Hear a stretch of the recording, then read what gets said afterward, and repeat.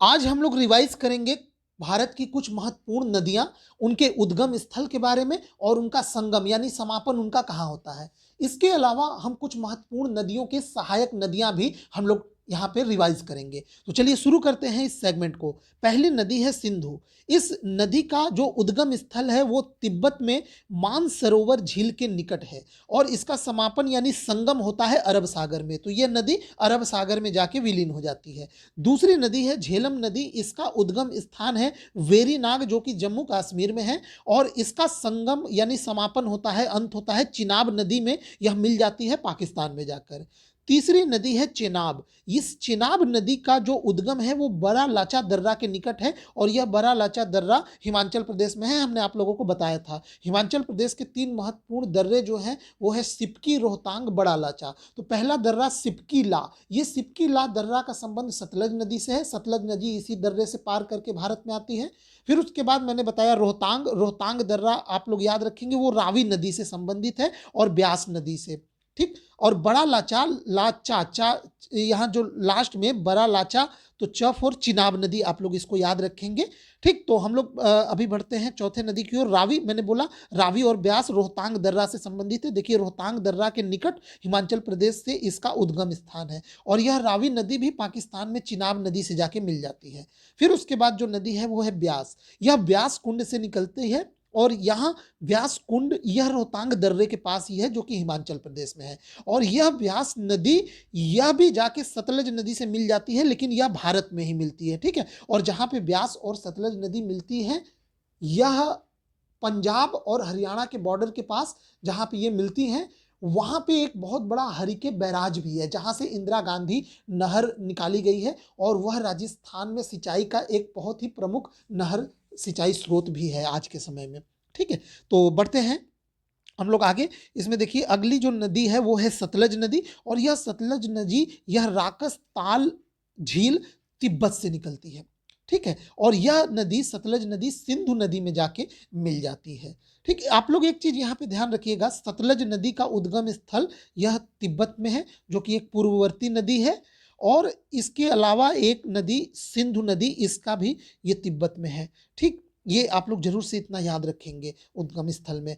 उसके बाद हम लोग बढ़ते हैं अगले नदी की ओर। अगली नदी है लूनी नदी जो कि अरावली श्रेणी से निकलती है और यह कच्छ के रण में विलीन हो जाती है। यह जो लूनी नदी है यह अरब सागर तक नहीं पहुंच पाती, यह कच्छ के रण में जाके ही यह नदी उसी में विलीन हो जाती है। और नेक्स्ट जो नदी है वो है माही नदी जो कि मध्य प्रदेश में इसका उद्गम स्थल है और यह खंभात की खाड़ी में जाकर वहां पे उसका समापन होता है। अब यहाँ पे कुछ महत्वपूर्ण नदियों की सहायक नदियां दी गई हैं, हम लोग जल्दी से इसको रिवाइज करते हैं। सिंधु नदी की सहायक नदी आप लोग देखिए बहुत लंबी लिस्ट है। यहाँ पे देखिए झेलम हो गया, चेनाब हो गया, रावी, ब्यास, सतलज। ठीक है। तो ये पंच नद याद रखिएगा, झेलम, चिनाब, रावी, ब्यास, सतलज। यह जो पंच नद है इन्हीं से पंजाब का नाम पड़ा था। और उसके बाद यहाँ पे अगली जो सहायक नदी है वो है जास्कर, फिर स्योक, नुब्रा, गिलगित, हुजा, काबुल। अब ये नदी काबुल आप लोगों को याद होना चाहिए, ये काबुल नदी। और इसी काबुल नदी पे एक देश की राजधानी बसी हुई है, उसको आप लोग कमेंट में बताइएगा किस देश की मैं राजधानी की बात कर रहा हूँ। अगली जो नदी है झेलम नदी की जो महत्वपूर्ण सहायक नदी है वो है किशन गंगा। किशन गंगा पे एक बहुत बड़ा हाइडल प्रोजेक्ट भी बनाया गया है। अगली नदी है सतलज, इसकी सहायक नदी है स्पीति। बढ़ते हैं अगले स्लाइड्स की ओर। देखिए इसमें भी नदी और जो कुछ नदी बच गई हैं उनका उद्गम स्थल हम लोग यहाँ पे रिवाइज करेंगे। नर्मदा नदी का उद्गम स्थल है अमरकंटक जो कि मैकाल पर्वत में है। यह मध्य प्रदेश और छत्तीसगढ़ के सीमा पे है ये पर्वत, वहाँ से इसका उद्गम होता है। और उसके बाद ये वैसे ये नर्मदा नदी आप लोग कमेंट करके बताइएगा ये कहाँ पे जाके गिरती है, इसका समापन होता है। और एक चीज और भी याद रखिएगा कि नर्मदा और ताप्ती नदियाँ ये दो ऐसी नदियाँ हैं जो भारत में जिनकी बहाव की दिशा पूरब से पश्चिम की ओर है। जैसे देखिए यहाँ पे अगर ये इंडिया का अगर मैं ये मैप बनाऊं तो नर्मदा नदी अगर यहाँ पे नर्मदा नदी ये अमरकंटक मान लीजिए यहाँ से निकल रही है तो यहाँ से ये बहते हुए ये पश्चिम की ओर जाती है और यहाँ अरब सागर में ये गिरती है। ठीक है। और ताप्ती नदी भी इसी के पैरेलल यहाँ से जाती है और यह भी इसी में हिंद महासागर या यूं कह लीजिए अरब सागर में गिरती है। और नर्मदा और ताप्ती के बीच में सतपुड़ा पर्वत श्रेणी है, इसको भी आप लोग याद रखेंगे, सतपुड़ा पर्वत श्रेणी। यह भी मैं रिवाइज कराऊंगा जब इसका समय आएगा। तो अभी ये दोनों नदियां, अच्छा इन दोनों नदियों का यहाँ पूरब से पश्चिम की ओर बहने का कारण है कि ये नदियां रिफ्ट वैली से भ्रंश घाटियों से होकर बहती हैं। भ्रंश घाटी ये उनका नेचुरल पथ नहीं है, भ्रंश घाटियां यहाँ पे डेवलप हुई हैं, इन्हीं भ्रंश घाटियों में से ये बहती हैं। जबकि भारत का जो नेचुरल झुकाव है वह पश्चिम से पूरब की ओर है। यही कारण है कि बाकी सब, चाहे आप कृष्णा ले लीजिए, गोदावरी, चाहे कावेरी, चाहे गंगा नदी और यहाँ पे महानदी, ये सभी नदियाँ पश्चिम से पूरब की ओर बहती हैं और यहाँ बंगाल की खाड़ी में गिरती हैं। जबकि ये दोनों नदियाँ नर्मदा और ताप्ती यह पूरब से पश्चिम की ओर जाती हैं, जो कि बाकी सभी नदियों से अलग है, अपवाद है ये।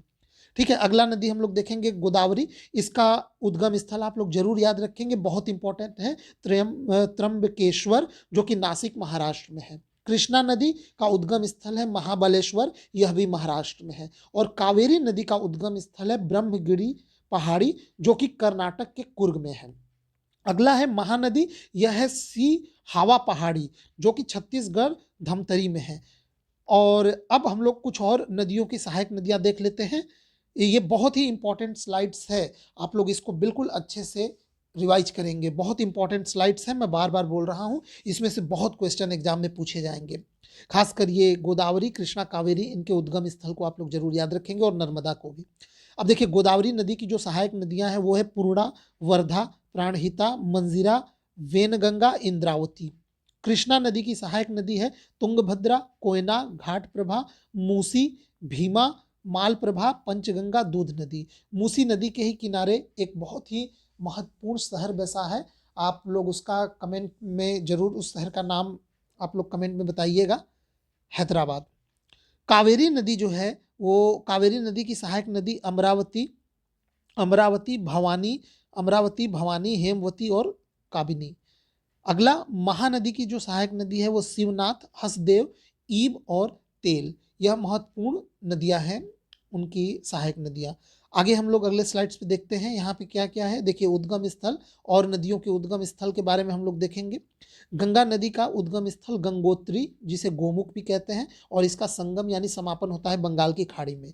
यमुना नदी, यमुनोत्री, बंदरपुंछ याद रखेंगे, और इसका समापन कहाँ पे होता है, ये यमुना नदी प्रयागराज में आके गंगा नदी से मिल जाती है, जिसका पुराना नाम इलाहाबाद है। शारदा नदी, जिसे काली नदी भी कहते हैं, इसका जो उद्गम स्थल है वो मिलाम हिमानी है, जो कि नेपाल हिमालय में है, और यह घाघरा नदी से बाराबंकी में मिल जाती है। कोसी नदी गोसाई थान नेपाल हिमालय से निकलते हैं, और यह भी गंगा नदी में जाके मिल जाती है। गंडक नदी नेपाल हिमालय से निकलती है, और यह सोनपुर, जो कि पटना के पास है, वहाँ गंगा नदी से जाके मिल जाती है।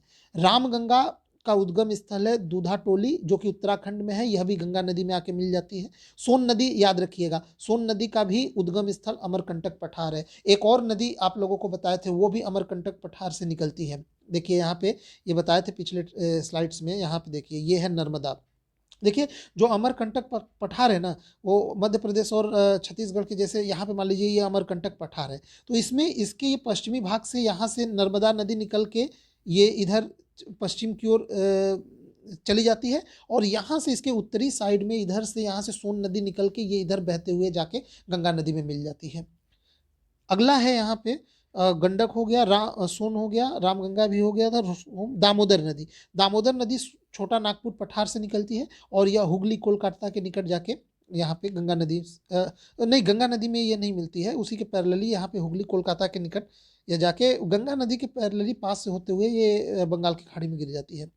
चंबल नदी जो है वो महू मध्य प्रदेश, जो कि यमुना में जाके मिल जाती है इटावा के पास। गोमती नदी, जो कि गोमत ताल से निकलती है फुलहर झील से, और यह भी गंगा नदी में मिल जाती है। तो इसमें हमने महत्वपूर्ण नदियाँ और उनका उद्गम स्थल और संगम स्थल, और साथ ही साथ कुछ महत्वपूर्ण सहायक नदियाँ भी देखा। उम्मीद करता हूँ आपको ये सेगमेंट पसंद आया होगा।